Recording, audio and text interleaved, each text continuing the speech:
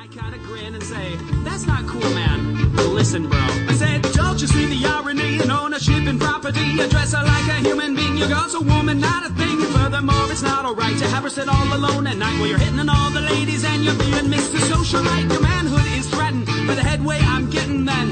Maybe you should show some respects. Because a meathead mentality is not the best of quality. Welcome to the Vault podcast and reviews, where music still matters. You can check out all our shows at YouTube, iTunes, Stitcher, and Podomatic. Please rate, review, and most importantly, subscribe. Also, make sure to check us out on social media, Facebook, Twitter, Instagram. And if you like what we're doing and you'd like to contribute to help us keep the show going, check out patreon.com/The Vault. Hey guys, welcome to another episode of The Vault. This is Jessamine with you, and today we're going to be talking about the evolution of ska with none other than Mr. Springfield famous himself, Rob Bailey. How are you today? Doing sweet and dandy. We're glad to have you here with us, man, to kind of make some connections here.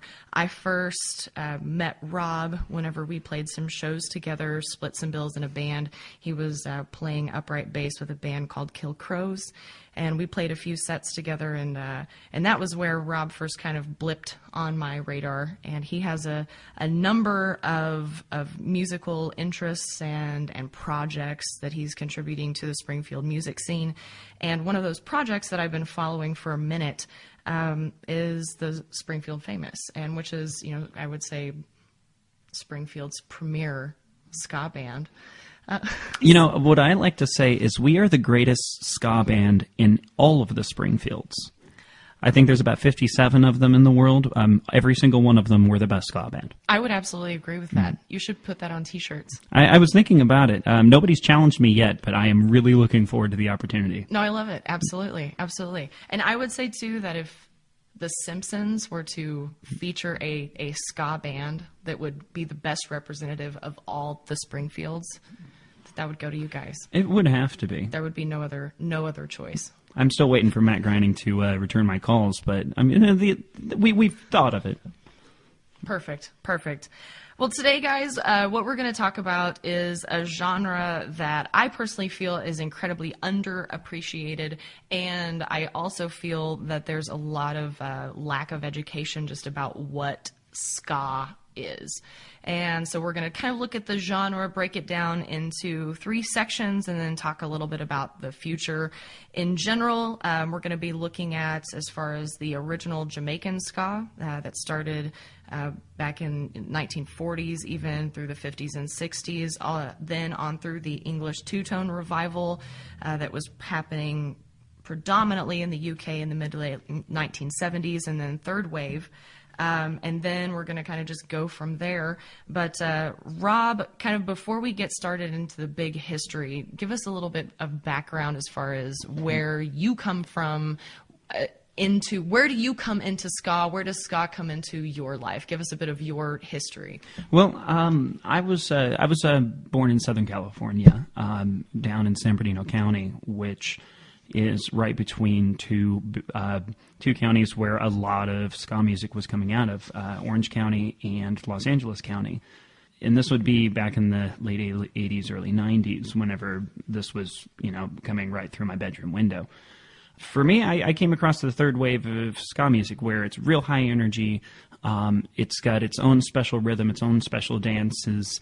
It's got its own special music. But if I had to try and explain it the whole thing in a nutshell, I'd say you take a solid rhythm with a backbeat that's different than what you're used to, and you put a whole lot of positivity and a whole lot of energy in it, and then you take it and give it a nice sarcastic twist and hope for the best. But if I had to give ska music anything, I'd say unity and good vibes. I've never seen anybody pull anything else out of it, so it's feeling good music. Absolutely. So kind of looking at it from that point, let's get right into it as far as the absolute roots of ska. I'm a huge reggae music fan and follower. Mm-hmm. That's something that anybody who knows me knows that about me. I love it. It's had a huge impact on me. It wasn't something that I listened to my whole life, but I came into as I was an adult. But something that I feel really ashamed that I didn't realize was that as far as in a chicken and egg situation, ska was first. Ska was first. So and I don't know why I thought reggae was first and ska came out of reggae, but once I really started looking, it makes complete and total sense. So talk to me about where was ska born, Rob? Oh, yeah, that's actually a good place to start. And that is probably the first conversation any fan of ska music has. Is no, it's not reggae-influenced rock and roll. It's not rock and roll, and it's not reggae. In fact, you can thank ska for reggae. Reggae became really popular in the United States earlier than ska music did, and so the disassociation makes sense. But if we were talking about where ska starts, we actually have to go all the way back to the 1940s in World War II era Jamaica and post World War II era Jamaica, when we had U.S. military bases down there. That was, for a lot of Jamaicans, their first exposure to American music, and more specifically American rhythm and blues and jazz music. Around this time, you have a lot of this pop music that was coming out of the Air Force bases, and local Jamaicans were picking up on it, and they were loving it, and they were wanting to try and make it their own. There's a lot of argument as to how it went from Jamaicans trying to play American music to playing ska in its own form. Because essentially, isn't that the start of it? Because Yeah. I mean, out of obviously Jamaica, we're looking at a third world country at this point, and having access to these albums necessarily wasn't always so widespread. So I did some research, and I was seeing that there were a lot of these artists that they were playing what they had remembered hearing. Exactly. And they were doing that the way they remembered it in their head. And Willie Nelson, I love it, said it best: a new song is an old song misremembered. And I feel like this could be a perfect example of that, and kind of where that came from. So in your eyes, at what point was it we're trying to play this, and then when did that turn into we're actually creating our own, really Jamaica's first music form of its own? Its first popular music form. A lot of it has to do with just the technical aspects of the way that our music goes. Rock and roll and jazz has its own special way of doing things, especially back at this time, that didn't exist anywhere else. Like when you think of a jazz song, you start thinking do do do do do do. You start thinking about that kind of. Musicians call it swinging it, where you're kind of being loose on the beat. Jamaicans weren't doing that when they were playing these. They were picking up on different feels. They were picking up on these shuffle feels, but they weren't playing them swung. They were playing them hard. So instead of and it starts coming into a more familiar rhythm pattern that was involved in Jamaican music, which Jamaican music is already a combination of Caribbean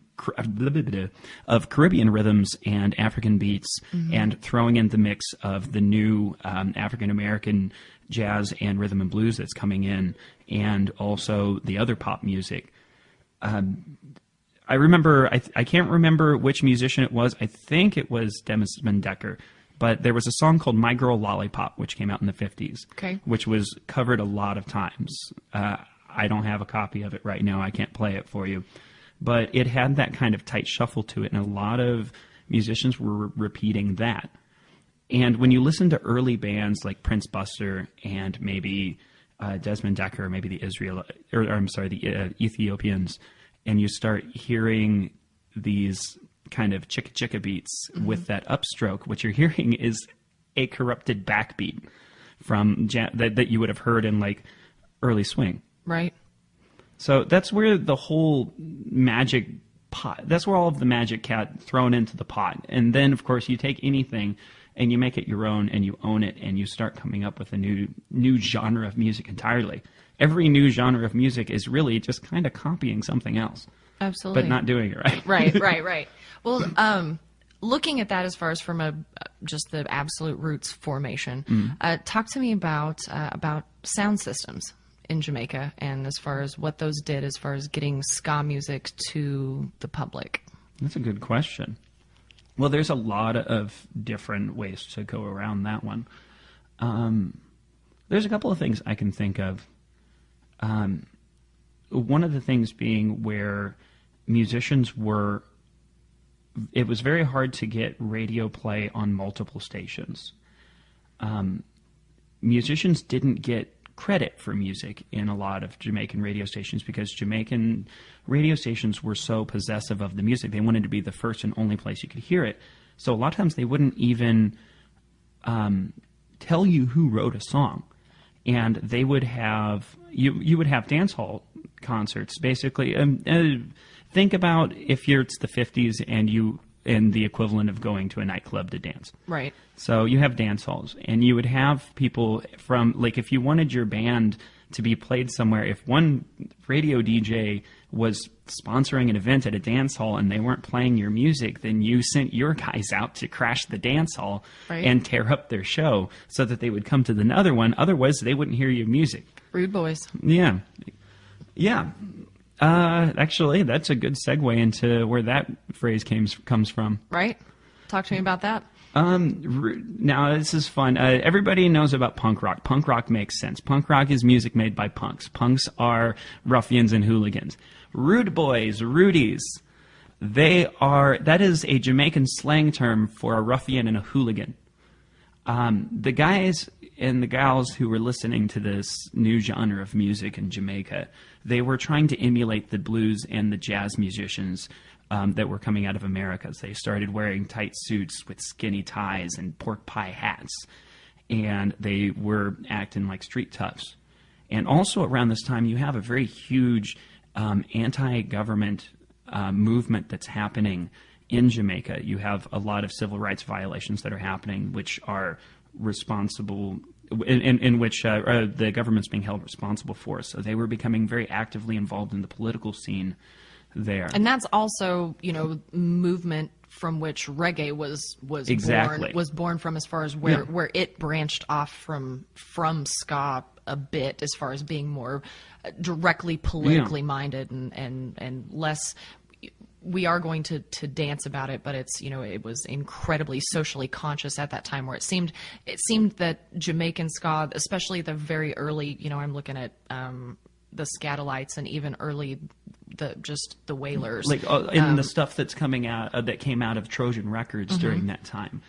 But it was upbeat. It was music. I saw it more as music to forget about your troubles and dance them away. Yeah, but the actual words to the songs were a very different story, and that actually holds true today.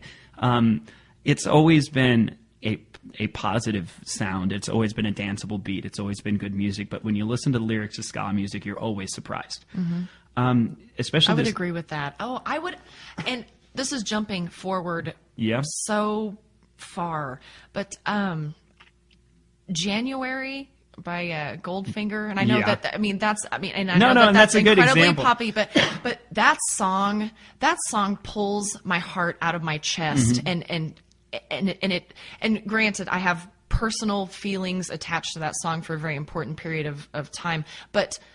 That's a time when ska lyrics surprised me in a huge way. It wasn't just, this is music that makes me feel good. This is music that is pulling my heart out of my chest. And it's not all that, but it does surprise you. So. It does. Even dealing with the third wave stuff, you hear a lot of songs that are just depressing if you're listening.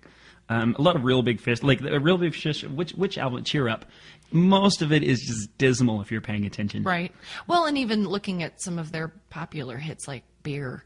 Yeah, it's a song about being sad and drunk. It's a great party anthem, but it's sad. It has a very sad undertone to it. and if you look in the right places, even in modern ska, you start seeing that political element, which that lasted well through the first wave. Actually, the people who coined the term rude boy weren't necessarily the fans of ska. That was what the establishment was calling them. Well, and that was something that also ties in very closely to reggae, because that same if you couldn't get your records played in that dance hall, you had these people that were doing the single pressings of records and buying the bunch of speakers and having a block party, essentially. Yeah. And the same kind of concept where if this guy's having a block party on this side of this neighborhood, another guy is on this side of the neighborhood, and you want your record played, or this label or owner of whatever sound system, and they would send these fellas to bully, dance hall crashers. you know, to go in and say, hey, you know, we're going to break this up, and you guys are going to head over here. And so that's interesting as far as where that term was born from. And there's also a really great third wave ska band called Dance Hall Crashers. If you've never listened to ska, check them out. They're one of my favorites. I love it. Okay. So Jamaican ska. What would you say as far as kind of, you know, to wrap it up here, what would be a notable band from this particular genre, and even more specific, a song from that band that you would suggest folks check out? I can tell you a couple that I'd recommend. First off, I'm a big fan of Prince Buster. My band covers one of their songs called Enjoy Yourself, and it's a great tune. It's very anthemic. One of my favorite parallels I found it in a Woody Allen movie once, where they were doing their own version of it in a Woody Allen movie. But definitely them, the Scatolites. I love the Scatolites. I love the Scatolites. And also, if you want to just avoid all of that, if you really want a good understanding, look up Trojan Records and look up their ska compilations. They were right there in the grass during the early days of ska music, and also in the early days whenever you start seeing development of these same bands developing into rock steady and later reggae. You can get a really good cross-section of musicians that I think might become your new favorites. Is this the same, and this could be completely wrong, but is Trojan Records the same label that Cox and Dodd was ahead of as far as with the Scatolites, or was that a different album, or a different label rather? You know, I can't remember off the top of my head. Okay, that was something I just kind of wondered about, because Cox and Dodd's name popped up a lot just because he was responsible for kind of bringing the Scatolites and also the Wailers into... He also claims that he invented the word ska. Right. But ska's an onomatopoeia. I mean, it's pretty clear when you think about it. Scat, scat, scat, scat, scat. Right. And can you invent onomatopoeia? I say... Yeah, you can. I say no. No, it's already there. Quick question though for you: was the head of Trojan Records a white man or a black man? Ooh, you know what? I don't remember. Okay, because you know the answer? I don't. That's why I I've got asked. maybe 3 Trojan Records albums upstairs. I can go grab them right now and take a look. Okay, so we were talking about as far as notable bands and notable songs. Out of this first wave Jamaican ska era, do you think the music is relatable still today? As far as being relatable to ska music, or just relatable in general? Relatable in general. Absolutely.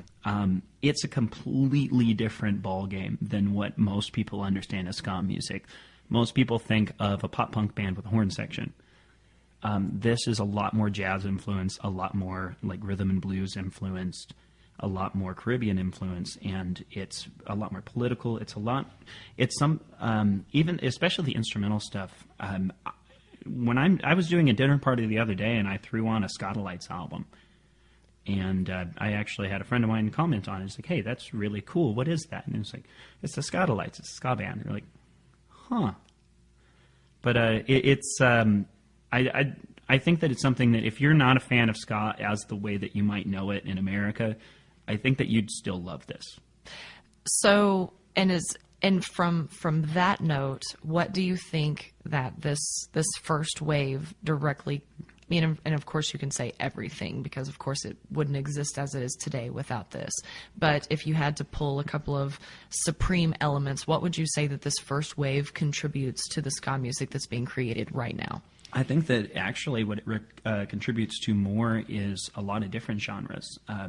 reggae music still pulls from it. Rocksteady is just slowed down ska music. Like most of the same bands were making rocksteady albums that were making ska albums. And again, rocksteady predates reggae. You know, Right, that's it does. something when you put that on a timeline. It is ska, it is rocksteady, and then reggae. Yeah, and it just you don't go from one to another either. They all still exist. There are still Jamaican ska bands that are playing today. There are still some of the ones that were playing then that are still playing today. And it influences a lot of Caribbean music, a lot of international music. People are still drawing out of that. There's bands like the Toots and the Maytals, which every reggae band will reference, and every rocksteady band, a lot of rock bands, a lot of pop smoke and hippie bands will Absolutely. reference the Toots and the Maytals, and they were a huge influence in the ska music scene as well.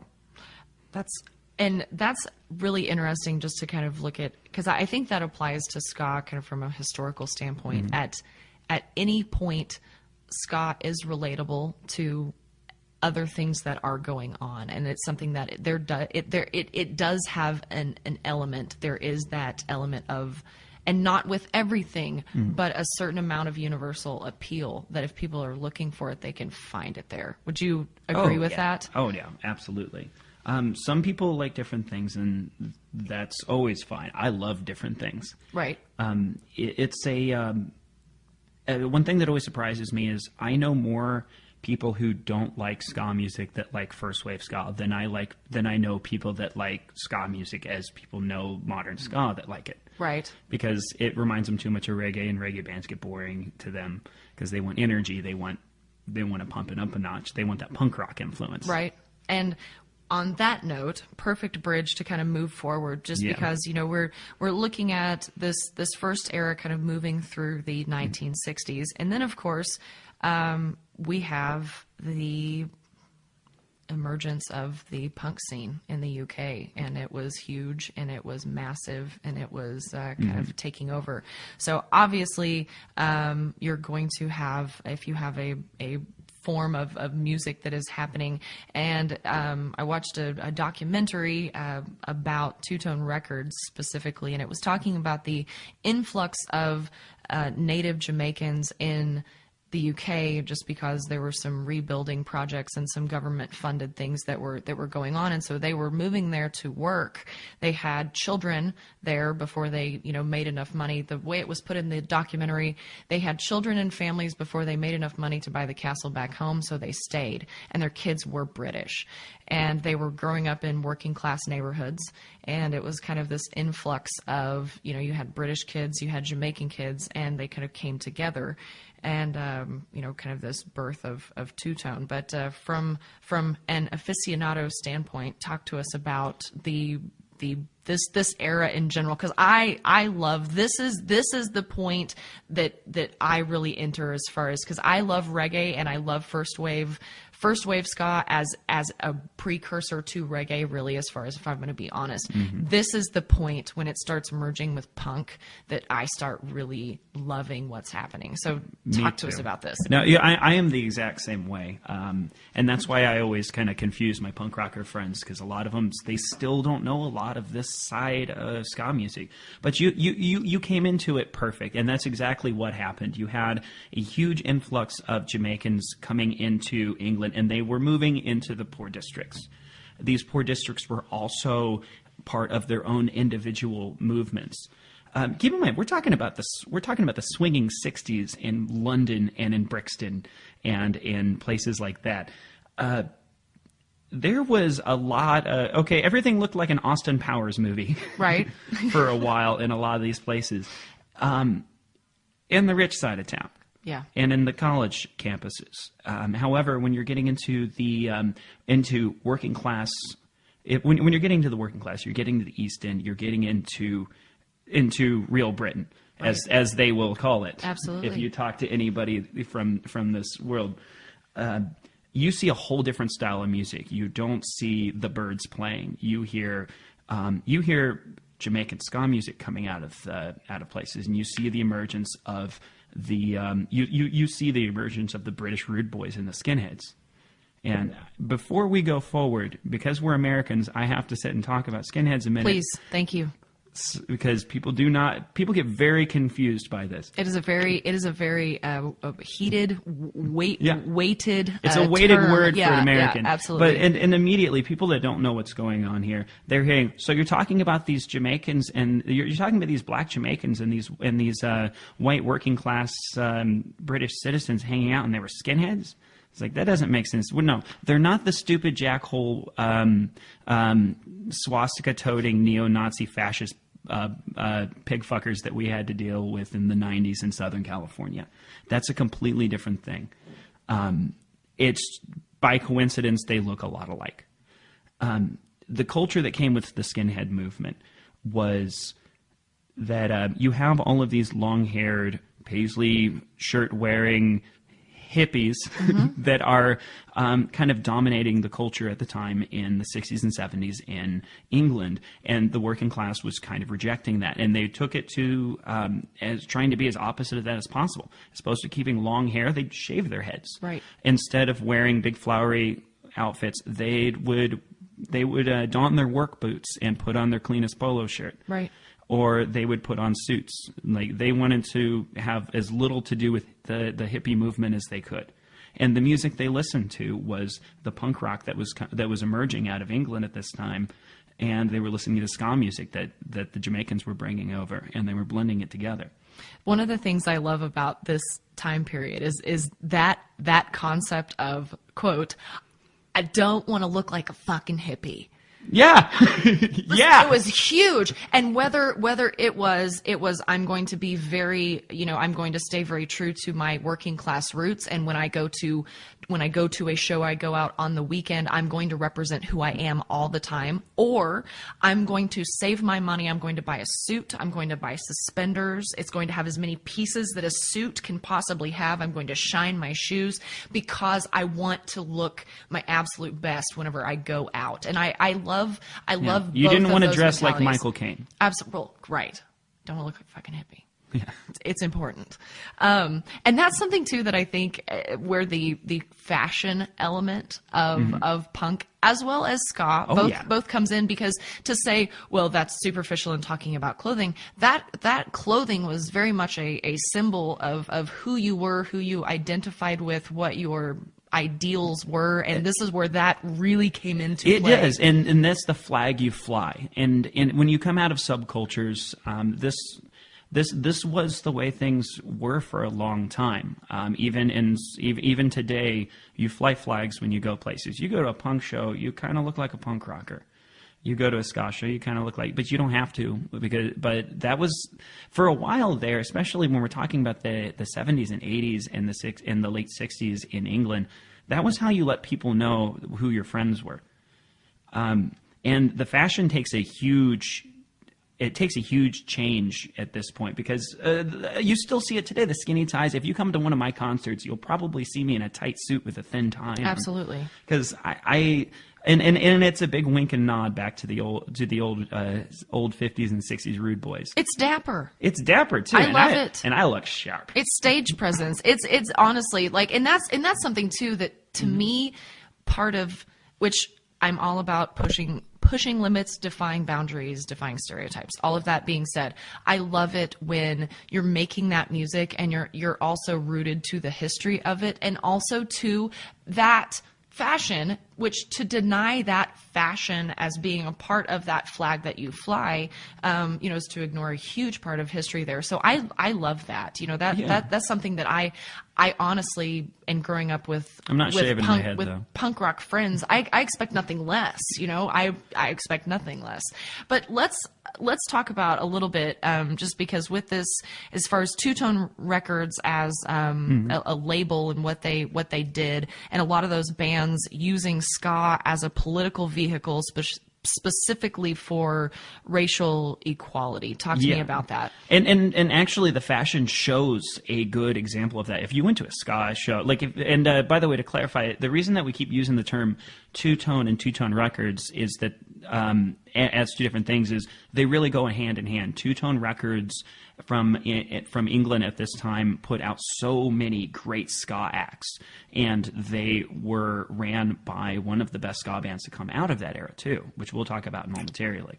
But if you went to a ska show in, say, the mid 70s in England, you were going to see a bunch of different tribes all hanging out together. You would see guys in leather jackets with 10-foot tall mohawks. You would see you'd see the Skins in their Doc Marten boots and their polo shirts and their thin suspenders, and you'd see the Jamaican kids and you'd see the white British kids running around in their suits, and you'd see them all together dancing and singing and having a good time, because that was the point. It was there was also a nationalist movement which eventually stole over a lot of the fashion and behavior of the early skinhead movement that was becoming anti-immigrant and more British nationalist, a little closer to what we call skinheads in America. Right. Except it's kind of hard to really, when you've been bombed by the Nazis, it's really hard to really want to adopt their culture and ethos. Right. So, and that's something that I'm really glad that you made a point. If Donald Trump had a cultural movement, it would have been like the British nationalist movement. And and that's something that I feel like with loaded words, loaded terms, things like that, to have that bit of explanation is nice, because so many people want to jump to conclusions and immediately write things off, and it's like, hey, hold on. It's really not where this started, and it did get a horrible rap because of some things that ended up, that were tied to and were happening around and that. But it was like there was this huge that had nothing. It had nothing to do with that at all. And in fact, one of the things I saw is statistically, a lot of the early, skinheads, as far as in that British skinhead movement, were not politically active at all. They were just trying to pay their bills and not look like hippies. And yeah, exactly. That's something that came much later and came with a very different group of people, and that it was just a similar working class movement. A lot of those guys dressed the same because it was a working class movement. Right. Same thing here. A lot of the British skin fashion was adopted by the Nazis, but you know what? Those guys still exist here. There are things. There are the Ois and the Sharps from in the 90s, the Oi punks, which all of us remember, and they looked exactly like those Nazi fuckers, but. They would also be the ones out there kicking the shit out of those Nazi fuckers. Kind of bringing us back. Yeah, I got way too into. We're all good. No, this is good. This is good talk, and I feel like this is talk that people. It's good to hear, because I think for a lot of times people don't want to ask either, just because they're not sure as far as the person they're asking and what kind of charge that question might have. So that's what this is for. Good, and you know what? There's so much like random culture and like special names and rules and movements and things that come with ska music that can be kind of intimidating. Absolutely, and that's with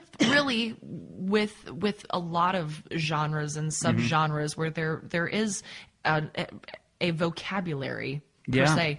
But talk to me about some bands to come out of this English revival period. Let's talk about the Specials before we do anything. Let's talk about the Specials. Can I really quickly? I have to say the closest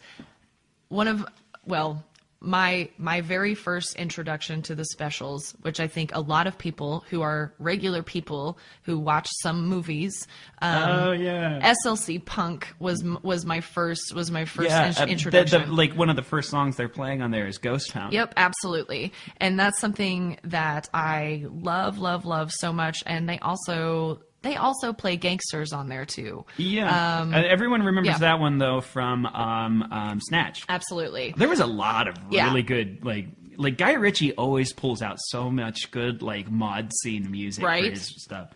So talk to me about the Specials, Rob. Let's talk about. Let's talk. All right.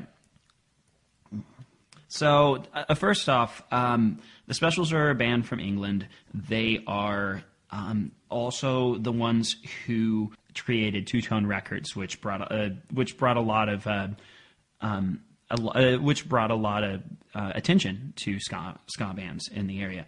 They were heavily influenced by the Jamaican roots of ska, and they added a little bit of a punk rock twist and a little bit of a soul and funk twist to it.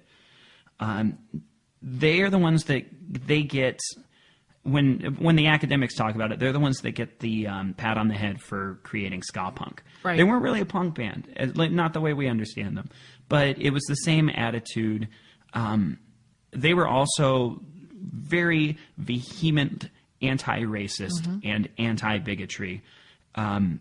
And most of they their were music, also a multi-ethnic band. They were a multi-ethnic band. And also, that were out there doing things and who people were accepting as such, which was not happening. Yeah, and this is at that time. This is the 60s and 70s we're talking about, right? Here. Like this is about the time that the Specials were filling dance halls, is about the time we were still trying to work out the whole allowing African Americans and white Americans to drink from the same drinking fountain. Right. So right when we were splitting dances into two sections. Right.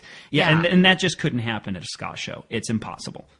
And I love that. I have said is. this before, and this may be a bold statement, but ska is civil rights.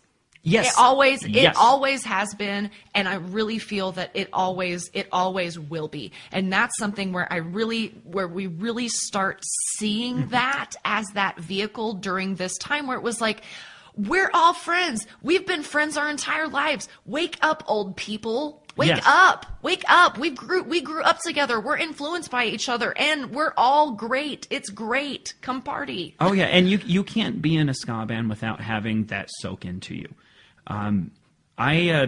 I'm going to get into that later. I'd love to just discuss the idea of unity in general. Right. I'm not going to get into a bunch of hippie bullshit with you guys because I love you and I'm not going to subject you to it. I would subject you to that, but Rob is going to save you from that. I will subject you to that some other podcast.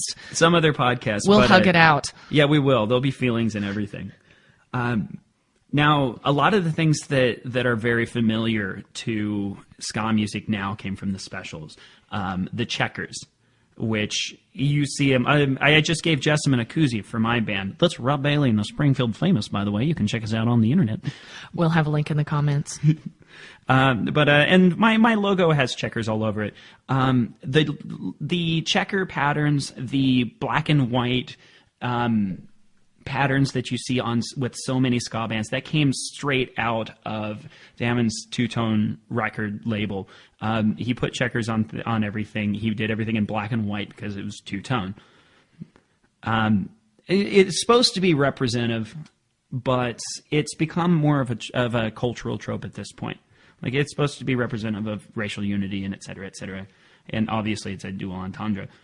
But you run into bands like the Specials, and they were tearing up the music scene in England, and they were making their way over here too. Not very quickly, but they started creating a new wave of music inadvertently. They started inspiring bands that were getting closer and closer into the pop charts, bands that made it here and made it well.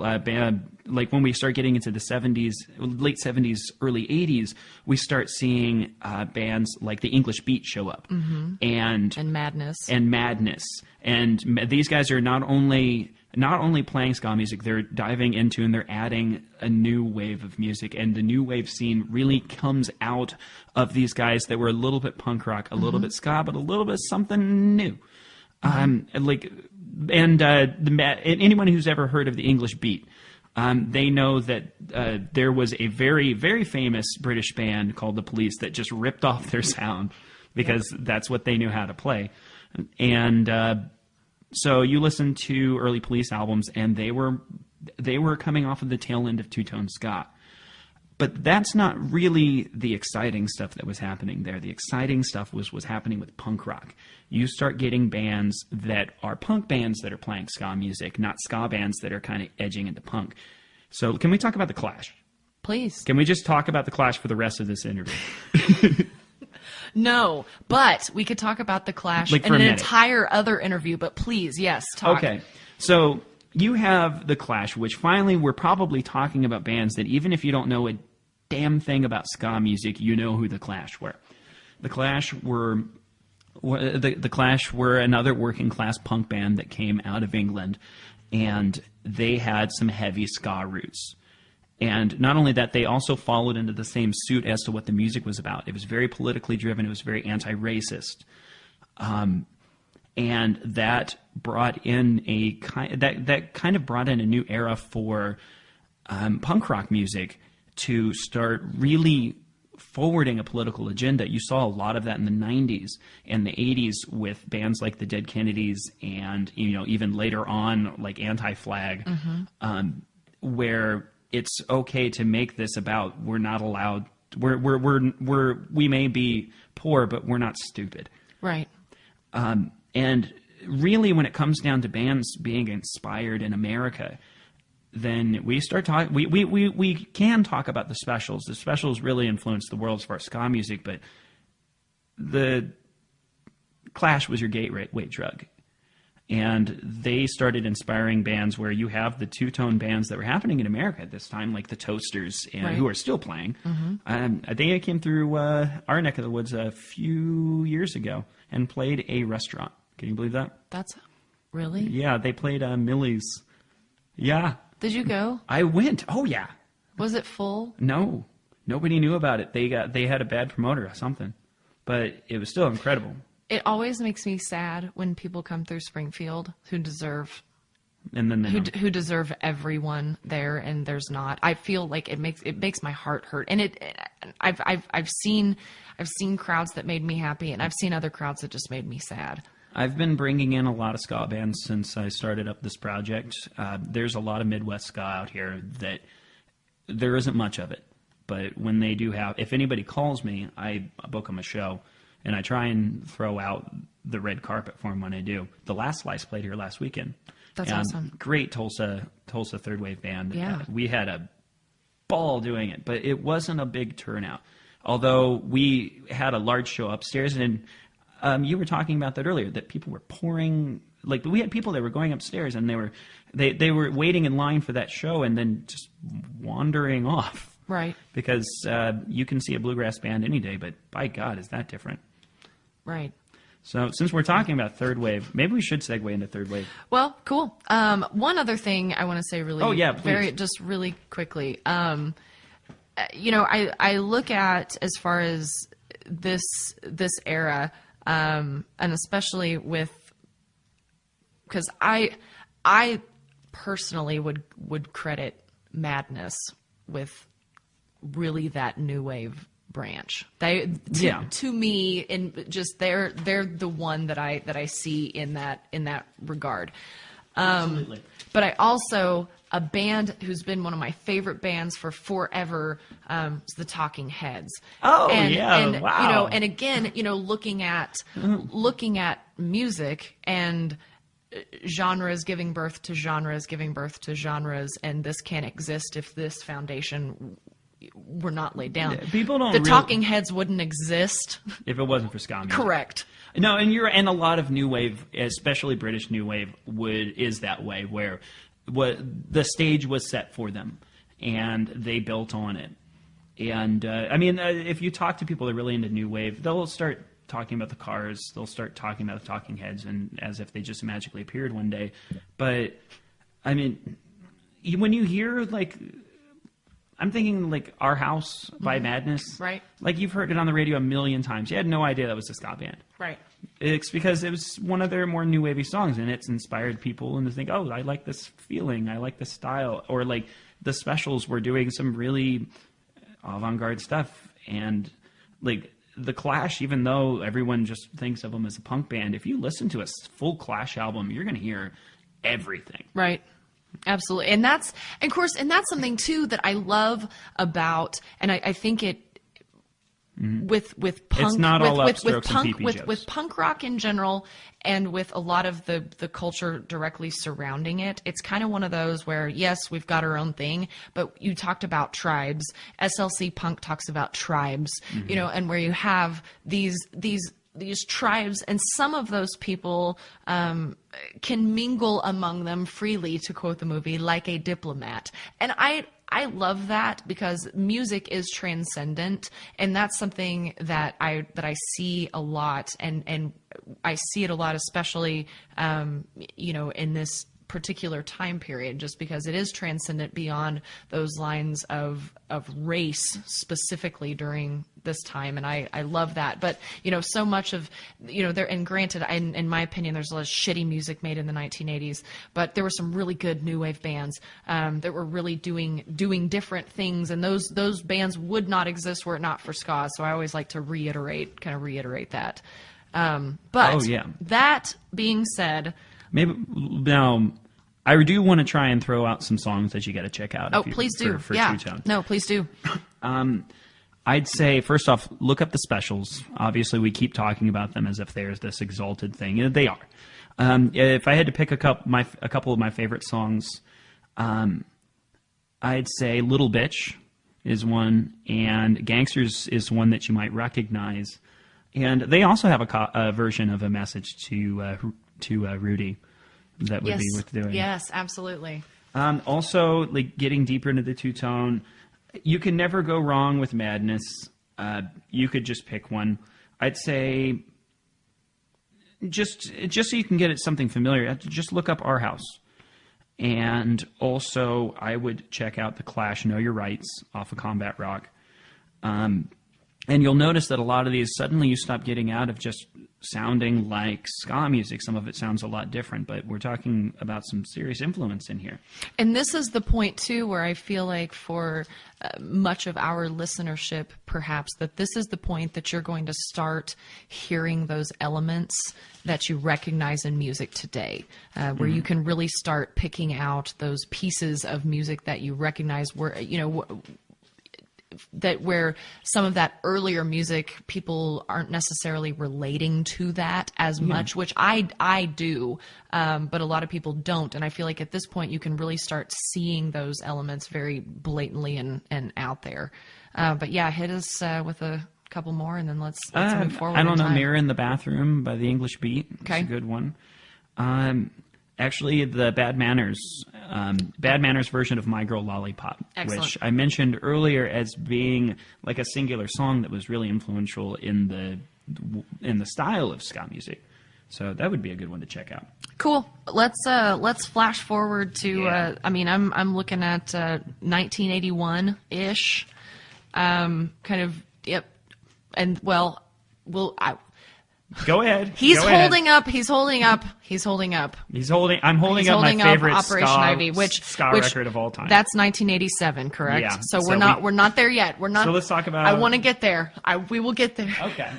So 1981, you have kind of bands forming both coasts in the U.S., which is really where you have kids who are being influenced by British two-tone, and they're also influenced by punk, and they're doing that in kind of with an American style or flair. Well, perhaps. the same way that we do everything. Yep.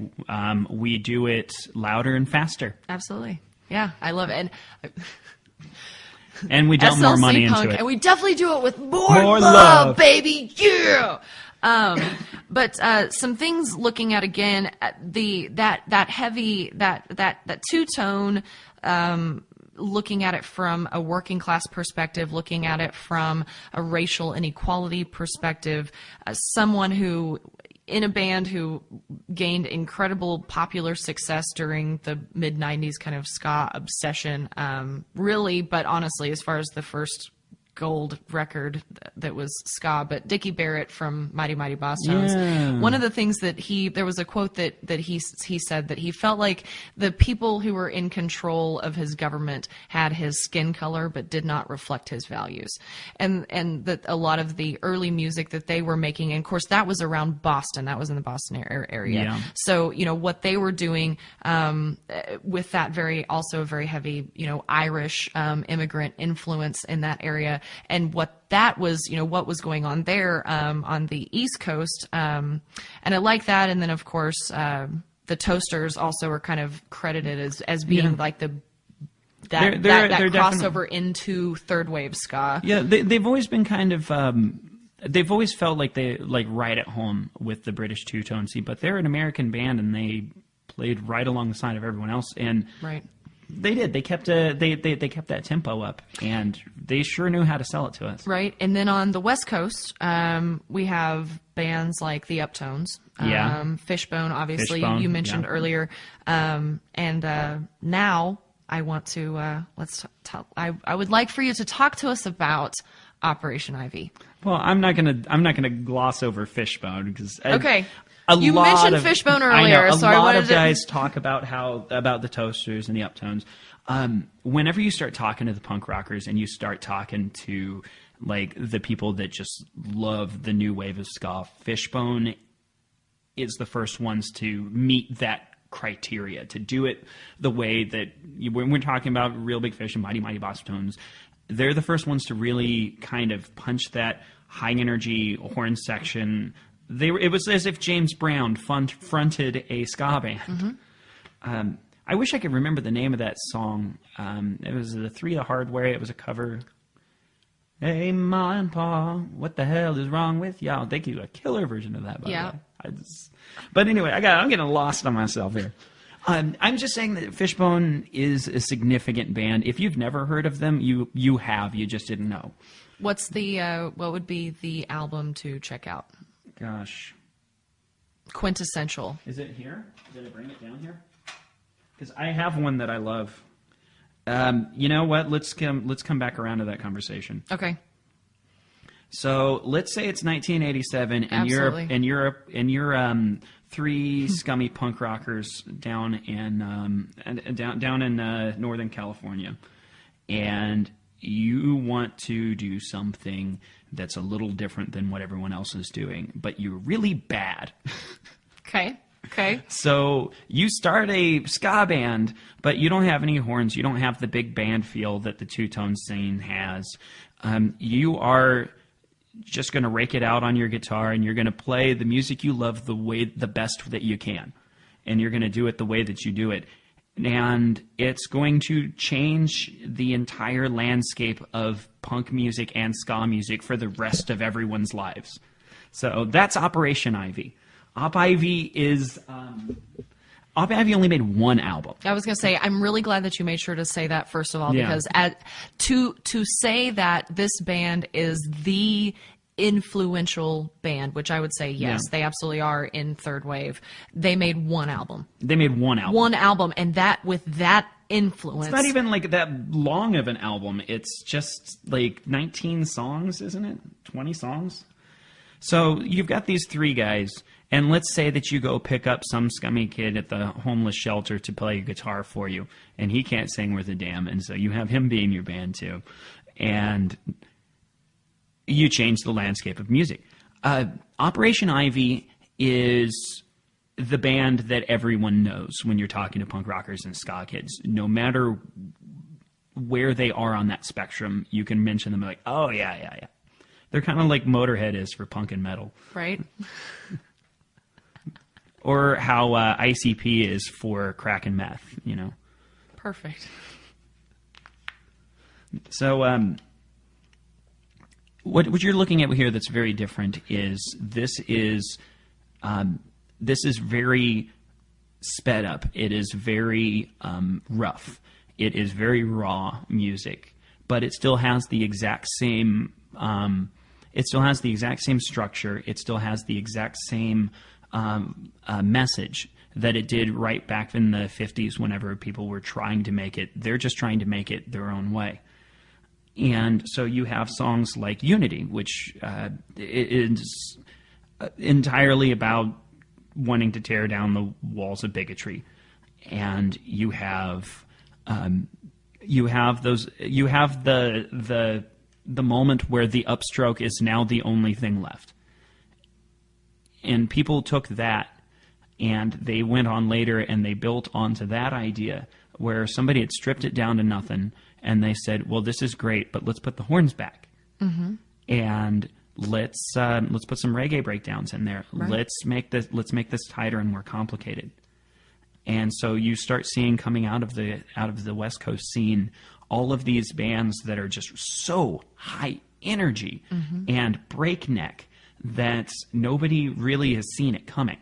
I mean, at the same point in time, like the punk rock revival is coming strong. You're starting to see other bands that are coming up. The Descendants are playing in '87. You're starting to see new. You're starting to see new bands. I think NoFX had just about gotten their way in there. Yep. And it was about to, like, I mean, the 90s are coming around the corner, and we all remember what happened there. It just took the world by storm. But you start adding onto this element all of the stuff that was missing, and you start getting this whole new wave of ska music, and people are eating it up. You start seeing bands like the Mighty Mighty Boss Tones, and you start seeing bands like Real Big Fish, right, which everybody has heard of, and that's probably what you remember. And you start seeing them coming, like the coast. Anaheim had an amazing ska scene. No Doubt was originally like doing garage shows down in Anaheim, I think maybe in about the early 90s before they got onto the radio. But you start seeing just the snowball effect, because this is American ska. Right. This is how Americans handle anything new. We clench onto it and bleed it dry. Right. Oh, absolutely. Something I wanted to note. I'm a huge fan of K-Rock in Los Angeles. Yeah. And I actually listened to the Kevin and Bean show the day after they podcast it, so I listened to it next day.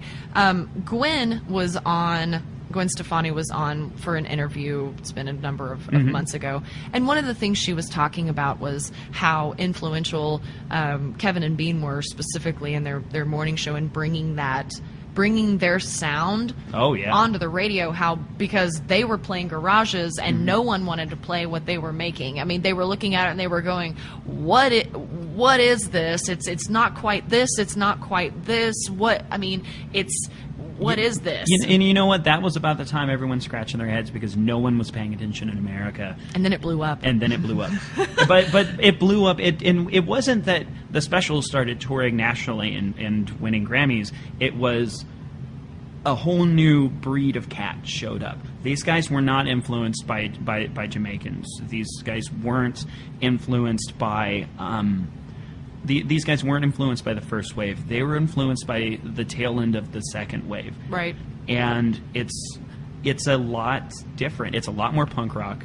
It's a lot faster. It's a lot wider. Well, and a notable song from that time period that's given credit as being, essentially a ska song is Rancid's Time Bomb. Yeah, and looking at it, you can just as easily say, well, that's a punk song. Well, it's like, well, that's a ska song. Well, that's what's where the difference? Well, right. I mean, and is right. I mean, they both paths are going to the same place. And they co-evolved right next to each other. It's just that one you punch people and the other one you dance and punch people. Right.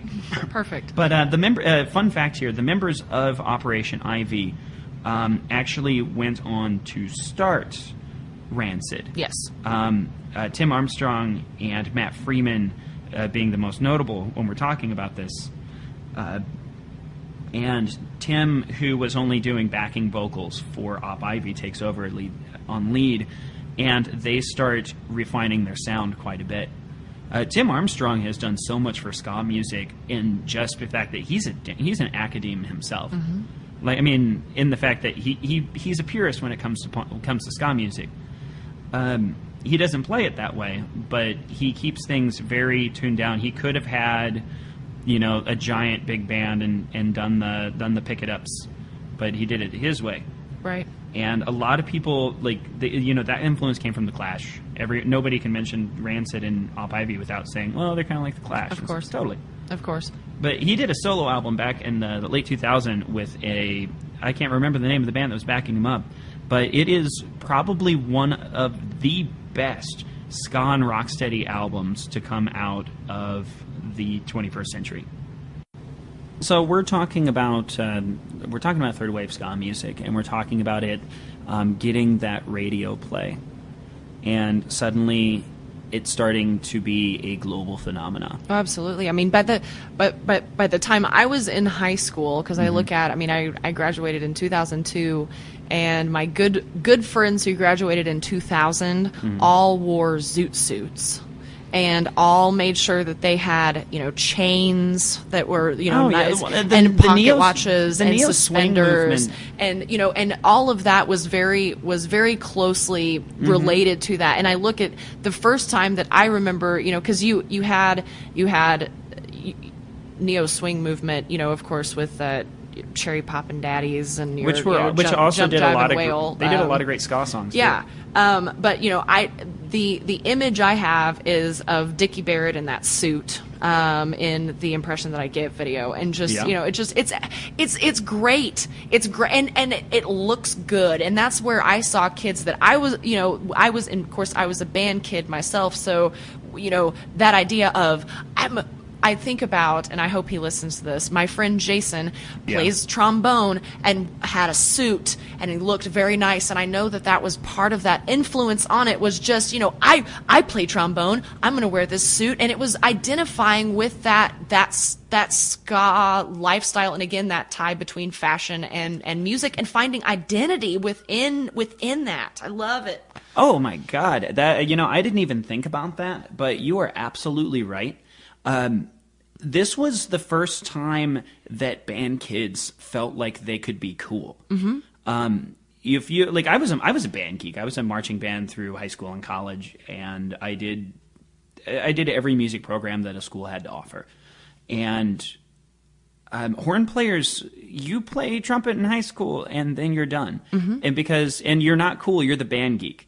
You are, and suddenly being a band geek meant I could be in a cool rock and roll band. Absolutely. I'm not playing saxophone. I'm playing in a horn section. I'm playing in a ska band, and I am the coolest kid in the world.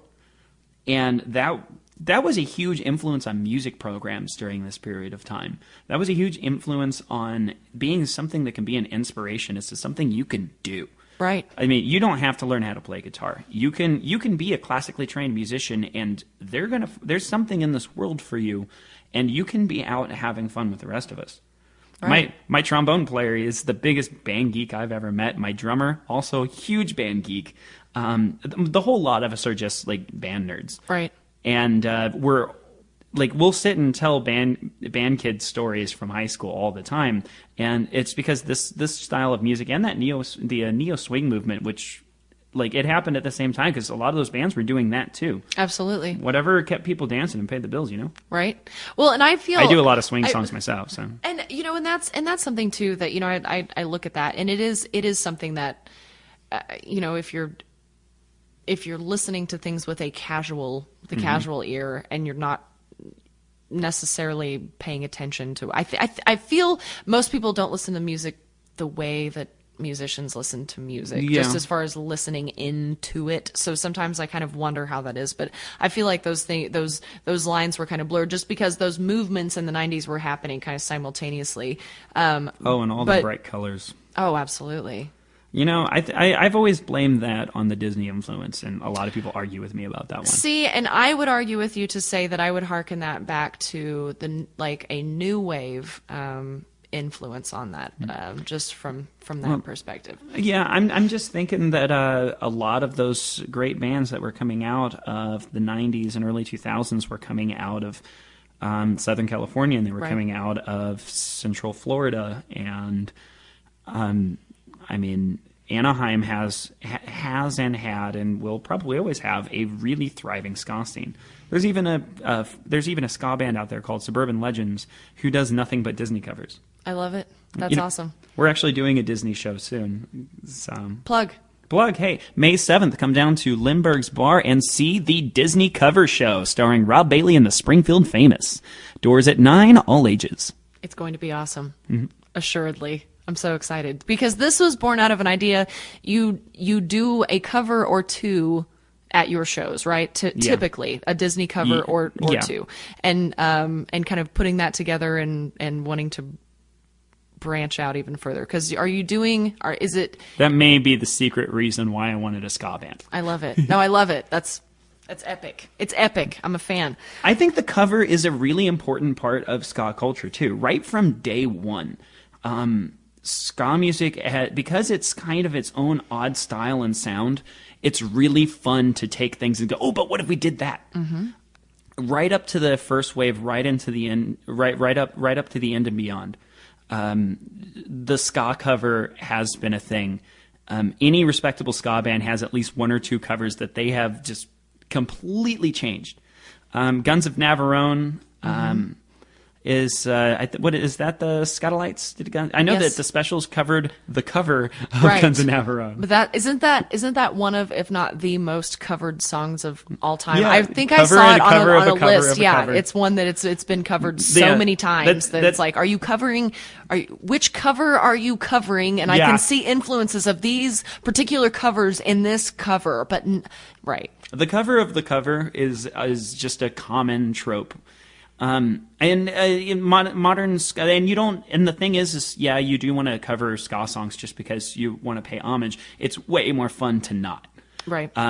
There's a Real Big Fish have a great cover of Brown Eyed Girl. Yes. I was just talking about there being a ska Disney song cover band that exists. I hear about this great band called Rob Bailey and the Springfield Famous. They cover Hot and Cold by Katy Perry. Oh, it's ridiculous. That's outstanding. No, I love Yeah. it. I love it. Well, and I'm also a fan of just in general of the ironic cover. Ironic nothing. Katy Perry is amazing. Say what you will, and I just did. it's an ironic cover. Don't tell me it's not. And I'm a huge fan of the ironic cover. So, okay, let's talk very quickly about, I do want to touch on, just because for a lot of people, this is a huge representation of the entire genre, and that would Yeah. be Sublime. Yeah, we'll Which- talk about Sublime. Talk to me They're from about Long that, Beach. I that love- tone. Okay. I'm from San Bernardino, and they're from Long Beach, so we don't. So really- you have turf war issues. No, we don't. With No, Sublime. I'm Okay, making up okay. excuses.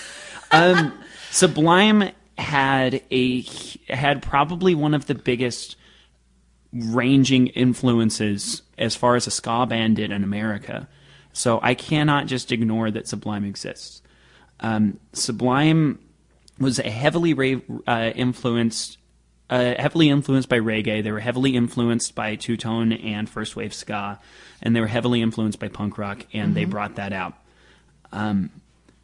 Bradley Nowell wrote a lot of great songs that they're just downright catchy, and then he wrote a lot of great songs which were really good for his audience. Right. To this day, I mean, sadly he's no longer with us, but to this day, you can't walk into a room and mention Sublime without somebody knowing at least two songs. Well, and I mean, and he is just, I mean, Bradley is worshipped. I mean, even now, you know, there was a date recently as far as a birthday or something that was recent, and I just, my Facebook feed was just full of reflections of Bradley. So whenever you're talking about bands who have been incredibly influential and bands who are put into the genre of ska, you know, which I wouldn't say that that's exclusively what they are. The same with like 311, they get pulled into that as well, which they're not. I wouldn't say that's what they are, but do they have some songs that have that influence? Absolutely. Would they exist were it not for ska?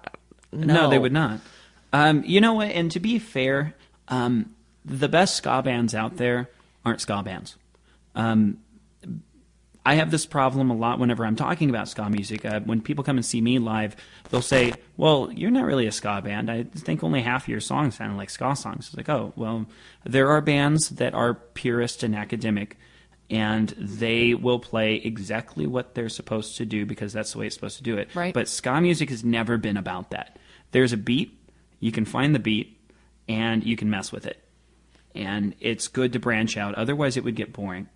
Well, and that's something that I like about your album, your Yeah. latest release. I was listening to it on Are we, Spotify, actually. are we talking about Robert Bailey's amazing concept album about Springfield, Missouri called Springfield Famous that's available on iTunes, Google Play, and also YouTube and pretty much anywhere that music is sold online? Yes, sir. Oh, yeah, that one. That's interesting. am. I've heard about that. But that's something that I did note and notice and appreciate is the diversity within it. Because if you're not necessarily into that by the book ska, there's something for you on that album. If you are into by the book ska, there is something for you on that album, and you do reach across, and I like that, and I like when, especially because the melting pot that music is today, when you start naming influences and people who appreciate music and they have those influences, they're reaching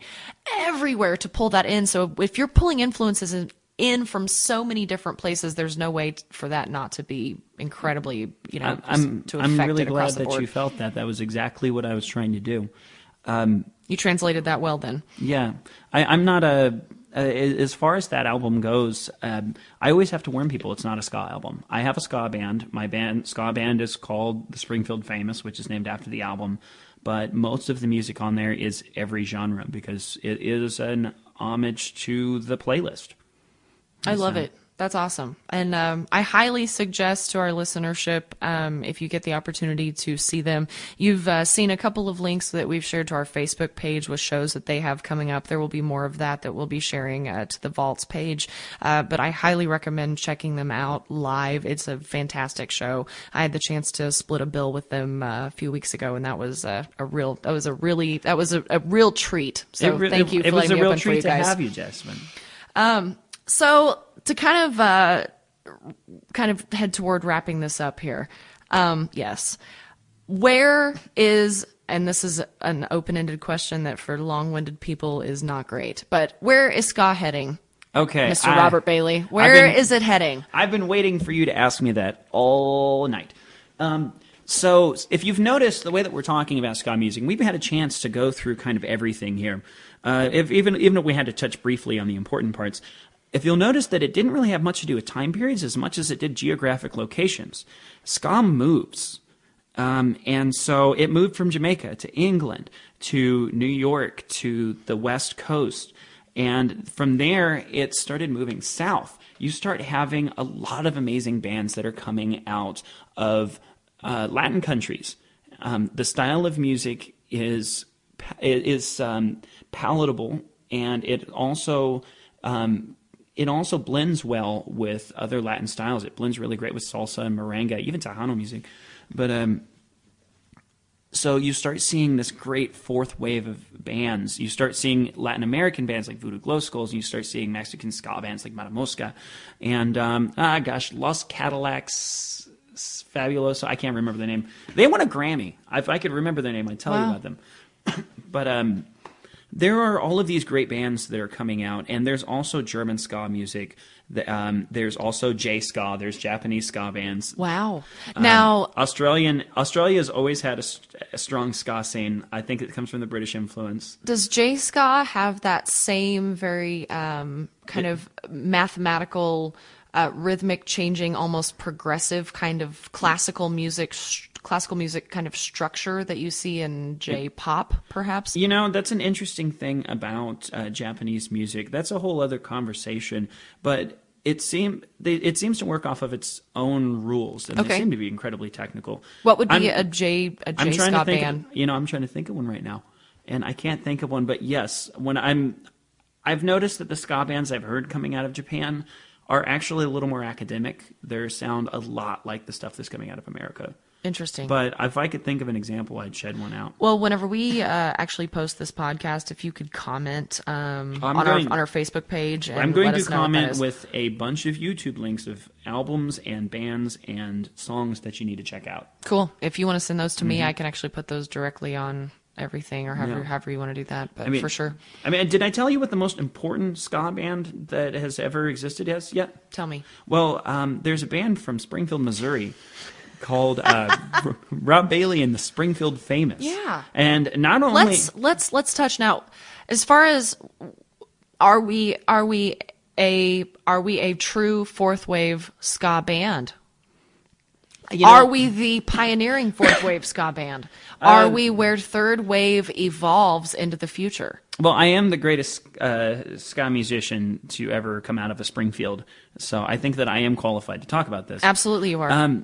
As far as fourth wave, I'd call it Midwest ska because it doesn't exist very much, and there are all of the influences from the first through third that's come through here. There's also influences from the fourth wave. We like to delve a little bit into Latin. We like to delve a little bit into neo swing. We like to sneak into punk rock. We like to sneak into funk and soul, and we'd like to even sneak into country. Yeah, every once in a while we'll get a little twinge of Ozark Mountain bluegrass in us, just because it happens. Because we're in the middle of America, we are taking it from all corners. So us no coast Midwest Rudy snow skankers have to do what we can to get by, and we do what we do. And so far, everywhere we do it, everyone says the same thing. This is new. I've never heard it before, and it's the greatest thing ever. I love it. I love it. And I will say that there is nothing happening in this area that's even remotely close to I what have to you call guys are bands doing. from out of So- town. I had the Last Slice here last weekend. A few months ago, I brought in Zero to Panic from Pittsburgh, Kansas. They're amazing. Look them up. We've got What do you have coming up? Because you have a couple coming up, do you not? I'm bringing in, there is Rude Fest going on in St. Louis. I'm not playing it. However, I am bringing in Sniper 66 and Virgin Whores on April 4th at the Outland. That's going to be a great show. Both of those guys are coming in from Austin, and they are going to be road weary and could sure use some Springfield love on a Monday. So please come to that show if you have to. Awesome. And and the world famous Disney cover show at Lindbergh's Bar on May 7th. That's my birthday, by the way. Okay. This is what I asked for my birthday, was an entire show of nothing but ska, punk, and other genre covers of your favorite Disney songs. That's outstanding. Yeah. All right. Well, this conversation, I've been looking forward to having this conversation for a long time, and I hope it was fulfilling. Oh, it was very great. fulfilling for me. I hope it's fulfilling for our listeners. I hope you guys learned a lot today. And I just want to say thank you, Rob, for joining us. No, thank you, Jessamine, for having me. This has been a real pleasure. And guys, be sure to check us out at the Vault Podcast. We'll see you next time.